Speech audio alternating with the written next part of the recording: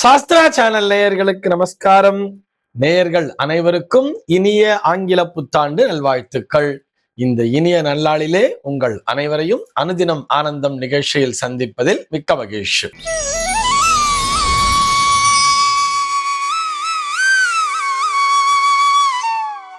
இன்று 1/1/2026 இந்த நாள் குறித்து பஞ்சாங்கம் என்ன சொல்றதுன்னு பார்க்கலாம் வாங்கோ.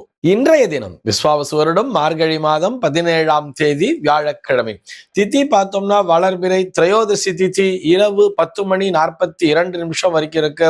அதனை தொடர்ந்து வளர்பிறை சதுர்த்தசி திதியானது வந்து விடுகிறது.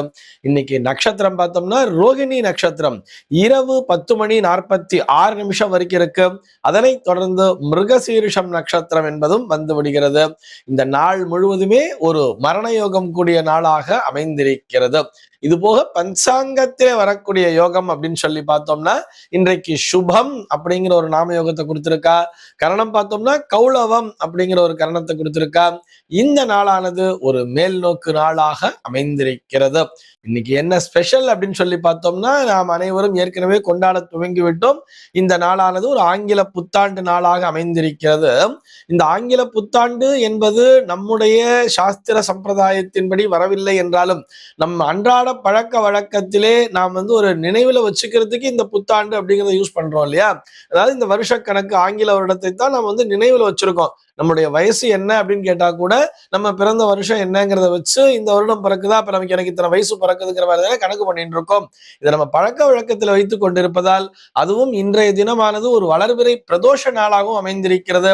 ஆக இன்றைய தினம் எல்லோரும் அவசியம் ஆலயத்திற்கு செல்ல வேண்டும்.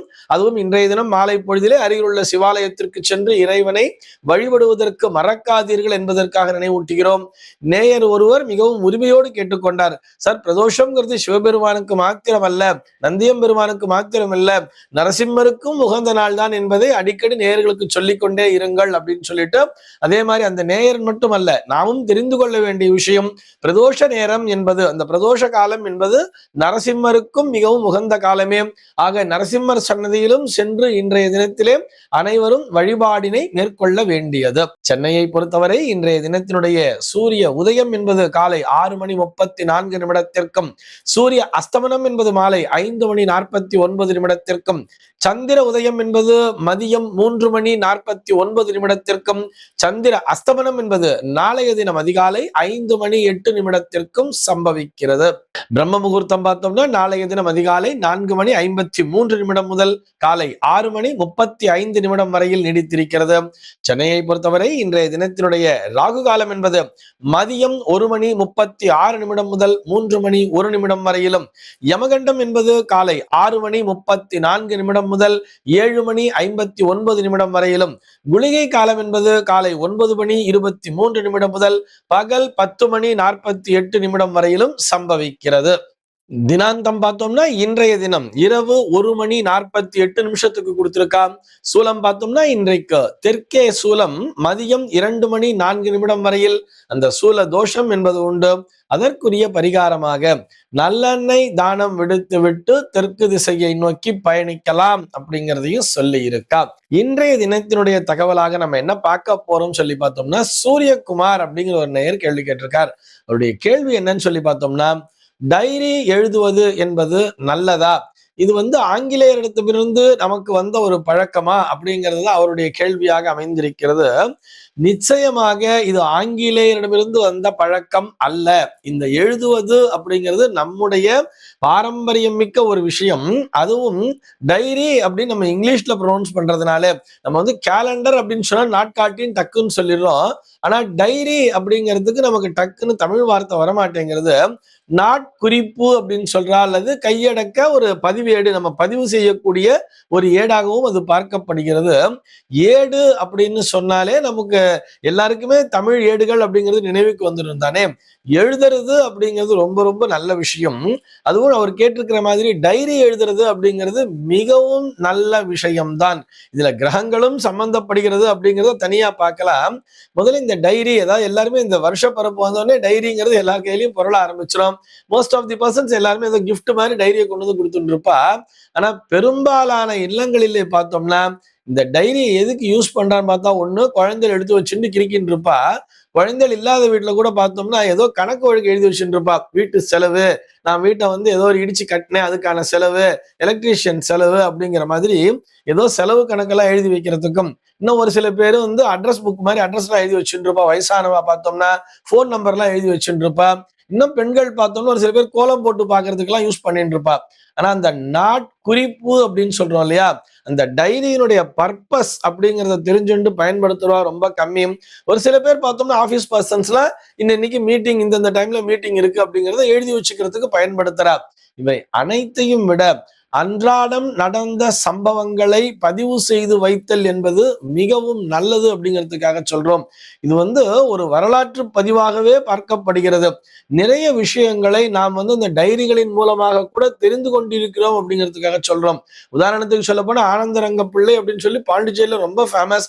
அவருடைய அந்த டைரி அப்படிங்கிறது மிகவும் புகழ்பெற்றதாகவே விளங்கி கொண்டிருக்கிறது சரித்திர ரீதியாக பார்க்கும் பொழுது. அன்றாடம் நடக்கக்கூடிய சம்பவங்களை, அது பொதுவிடத்திலே நடந்த சம்பவங்களாக இருக்கலாம், அல்லது நம்முடைய வாழ்க்கையிலே நடந்த சம்பவங்களாக கூட இருக்கலாம். இவை அனைத்தையுமே எழுதி வைப்பது என்பது மிகவும் நல்லது. இவ்வாறு எழுதுதலின் மூலமாக மூளையானது புத்துணர்ச்சியை பெறுகிறதுன்னு சொல்றார். இன்றைக்கு காலப்போக்கிலே பார்த்தோம்னா நம்ம படிக்கிற பழக்கமும், அதாவது புத்தகங்களை வாசிக்கின்ற பழக்கமும் சரி, நம்ம வந்து எழுதுகின்ற பழக்கமும் சரி மிகவும் குறைந்து விட்டது. ஏன்னு சொன்னா எல்லாருமே டைப்பிங் பண்றா. அந்த நாள்ல பார்த்தோம்னா டைப்ரைட்டிங் அப்படிங்கிறது ரொம்ப முக்கியமா இருந்தது. இன்னைக்கு டைப்ரைட்டிங் கூட போறதில்லை. எல்லாம் மொபைல் வச்சுட்டு இந்த 2 விரலை மட்டும் யூஸ் பண்றா. டக டக டக டக டகன்னு இப்படி ஏதோ பண்றா. உடனே வார்த்தைகள் வந்துருது. வர வர வர இவள செலக்ட் பண்றா அந்த வேர்டை வேற. நமக்கு அதனால என்ன ஆகுதுன்னு பார்த்தோம்னா, ஆங்கிலத்திலும் சரி தமிழிலும் சரி ஸ்பெல்லிங் அப்படிங்கிறதே மறந்து போயிடுறது. இந்த எழுத்துக்கு இங்க வந்து எந்த லகரம் போடணும், குண்டுலா போடணுமா, இல்ல பள்ளிக்கூடத்துக்கு வர்ற லா போடணுமாங்கிறதெல்லாம் கூட நிறைய பழக்கத்திலே மறந்து போய் விடுகிறது. இவை அனைத்தையுமே நினைவூட்டுகின்ற விதமாக, நகரம் அப்படின்னு சொன்னாலே தன்னகரம், தன்னகரம் அந்த மாதிரிலாம் இருக்கு இல்லையா, ரன்னகரம்ங்கிற மாதிரிலாம் இருக்கும். நம்ம 2 சுழினா 3 சுழினா காக்கா மாதிரி போடுறனா அப்படிங்கிற மாதிரி எல்லாம் நம்ம சின்ன வயசுல படிச்சிருப்போம்.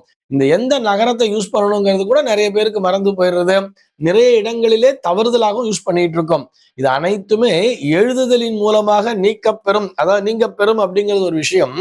இது போக நாம் நடக்கின்ற சம்பவங்களை பதிவு செய்து வைத்தலின் மூலமாக நம்முடைய மூளையானது புத்துணர்ச்சியை பெறுகிறது அப்படின்னு சொல்றோம் இல்லையா.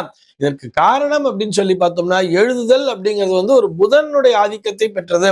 புதனினுடைய ஆதிக்கத்தை நாம் மிகவும் பெறும் பொழுது நம்முடைய மூளை நரம்புகள், அதாவது நம்முடைய நரம்பு மண்டலமே உற்சாகத்தை பெறுகிறது அப்படிங்கிற மாதிரி சொல்ற. ஜோதிடவியல் ரீதியாக பார்க்கும் பொழுது அந்த நாட்குறிப்பு அப்படின்னு சொல்றோம் இல்லையா, ஒரு டைரி அப்படிங்கிறது ஒரு பஞ்சாங்கத்தை போல் பார்க்கப்படுகிறது. ஒரு பஞ்சாங்கம் வாசிப்பதால் என்ன மாதிரியான பலன் கிடைக்கும் அப்படின்னு சொல்லிட்டு நமக்கு பஞ்சாங்கத்திலேயே கொடுத்திருப்பார். ஒரு யாகம் செய்த பலனானது ஒரு பஞ்சாங்கத்தை வாசிப்பதன் மூலமாக கிடைக்கிறதுன்னு சொல்றார். அப்போ அன்றாடம் தினசரி பஞ்சாங்கத்தை நாம் வாசிக்கும் பொழுது, இந்த நாள்ல அதாவது ஒரு டைரியை புரட்டி பார்க்கும் பொழுது மேலேயே எழுதியிருக்கோம், இன்னைக்கு வந்து இந்த டேட்டு, அதாவது திதி வார நட்சத்திர கிழமையெல்லாம் கூட எழுதியிருக்கிற டைரி இருக்கு. தமிழ் டைரி அப்படிங்கிற மாதிரி சொல்லுவா. பஞ்சாங்கத்துடன் கூடிய டைரிங்கிற மாதிரிலாம் இருக்கும். இன்னைக்கு வந்து ஒரு அஷ்டமி திதி, இல்ல அமாவாசை, இல்ல கிருத்திகைங்கிற மாதிரி கூட டைரியில மென்ஷன் பண்ணியிருப்பா. அதையெல்லாம் நம்ம தெரிஞ்சுக்கிறோம்ங்கிறத விட, இந்த தேதியிலே நான் இதை செய்தேன் அப்படிங்கிற ஒரு குறிப்பினை அந்த இடத்திலே பதிவு செய்யும் பொழுது, நம்முடைய வாழ்க்கையிலே நடந்த சம்பவங்களை நாம் அங்கே பதிவு செய்யும் பொழுது சூரியன் சந்திரனுடைய ஆதிக்கத்தையும் நாம் பெறுகிறோம். சூரியனைத்தான் ஆன்மகாரகன் என்று சொல்கிறார்கள், சந்திரனைத்தான் மனோகாரகன் என்று சொல்கிறார்கள். நம்ம ஒரு பேனால வந்து ஒரு மையை நிரப்பி எழுதும் பொழுது அந்த மை அப்படிங்கிறது வர்றது இல்லையா, அந்த மை வந்து சனியினுடைய ஆதிக்கத்தை பெறுவதாக இருக்கிறது. அந்த சனி என்பவர் தான் நம்முடைய ஆயுளையும் அதிகரிக்க செய்கிறார். இது அத்தனையும் விட நாம் பதிவு செய்யக்கூடிய விஷயங்கள் அப்படிங்கிறது ஒரு வரலாற்று குறிப்புகளாக மாறும் பொழுது, அதாவது வரலாறு முக்கியம் அமைச்சரே அப்படின்னு சொல்லுவார்ல ஒரு நகைச்சுவை நடிகர், அதையும் நாம் இந்த இடத்திலே நினைவிற்கு கொண்டு வர வேண்டியது.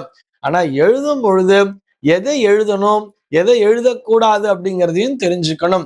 எதை பதிவு செய்யணும், எதை பதிவு செய்யக்கூடாது. ஒரு உதாரணத்திற்கு சொல்ல வேண்டும் என்று சொன்னால், ஒரு சட்டசபை அப்படிங்கிறது நடந்துகிட்டு இருக்கும் பொழுது யாரோ ஒரு தகாத வார்த்தையை சொல்லி விடுகிறார் பொழுது இந்த இந்த வார்த்தையானது அவை குறிப்பிலிருந்து நீக்கப்படுகிறது அப்படின்னு சொல்லிட்டு சபாநாயகர் சொல்லிடுவார் தெரியுமா.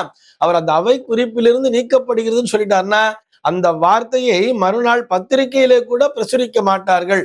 அவை குறிப்பிலிருந்து நீக்கப்பட்ட வார்த்தையை அவர் பயன்படுத்தினார்ங்கிற மாதிரிதான் சொல்லியிருப்பாளே தவிர அவர் என்ன வார்த்தையை சொன்னார் என்பது யாருக்குமே தெரியாது. இதுதான் நல்ல நடைமுறை அப்படிங்கிறதுக்காக சொல்றோம். அதாவது இந்த மாதிரி வார்த்தைகள், வேகமான வார்த்தைகள் அப்படிங்கிறது ஒரு செவ்வாயினுடைய ஆதிக்கத்தையும் ஒரு ராகுவினுடைய ஆதிக்கத்தையும் பெற்றதாக இருக்கிறது. ஆக செவ்வாய் ராகுவை எப்படி பயன்படுத்த வேண்டுமோ ஒரு வீரம் மிகுந்த வார்த்தைகளாக பயன்படுத்தலாம். அதே நேரத்திலே தவறான வார்த்தைகளை, அன்னைக்கு வீட்டுல ஒரு சண்டை கூட நடந்திருக்கலாம், ஒரு ஃபேமிலியில ஏதோ ஒரு பிரச்சனைங்கிறது நடந்திருக்கலாம். பையன் இந்த மாதிரி பேசிட்டான், நான் பொண்ணை இந்த மாதிரி பேசிட்டேன்னு சொல்லிட்டு அந்த வார்த்தைகளை அந்த இடத்திலே நிச்சயமாக பதிவு செய்யக்கூடாது. ஒரு மறக்கடிக்கப்பட வேண்டிய விஷயங்களை நாம் மறந்துதான் போக வேண்டும். மறதி என்பதுதான் மனிதனுக்கு கிடைத்த மிகப்பெரிய வரம் என்பதையும் நினைவிலே கொள்ள வேண்டும். சார், மறதிதான் வரம்னு சொல்றீங்க, அப்புறம் எதுக்காக நான் அதை ஞாபகத்துல வச்சுக்கிறதுக்காக நான் டைரியில எழுதணும்னு சொன்னேன்? டைரியில எழுதும் பொழுது நல்ல விஷயங்களை, நல்ல வார்த்தைகளை அங்கே பதிவு செய்ய வேண்டும். உதாரணத்திற்கு ஒரு நாள் நமக்கு நல்ல நாளாக அமையலைன்னு சொன்னா கூட, அது ஒரு பிரச்சனை மிகுந்த நாளாக இருந்தாலும் கூட அதனை எப்படி எழுத வேண்டும் என்று சொன்னால், இதையும் நான் எளிதிலே கடந்து போக வேண்டும், இறைவா நீ எனக்கு அதற்கு துணை இருப்பாயாக என்று சொல்லி அந்த டைரியிலே எழுதி முடிக்க வேண்டும். இது வருங்கால சந்ததியினருக்கு மிகவும் பயன்படும் அப்படிங்கிறதுக்காகவும் சொல்லிக்கிறோம். ஆக டைரி எழுதுவது என்பது நிச்சயமாக நல்லதுதான். இந்த வருடத்திலிருந்து நாம் அனைவருமே டைரி எழுத துவங்குவோமே.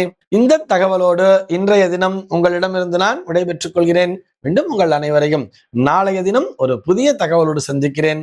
அன்பர்கள் அனைவருக்கும் அனுதினமும் ஆனந்தமாய் அமைய பிரார்த்திக்கிறேன்.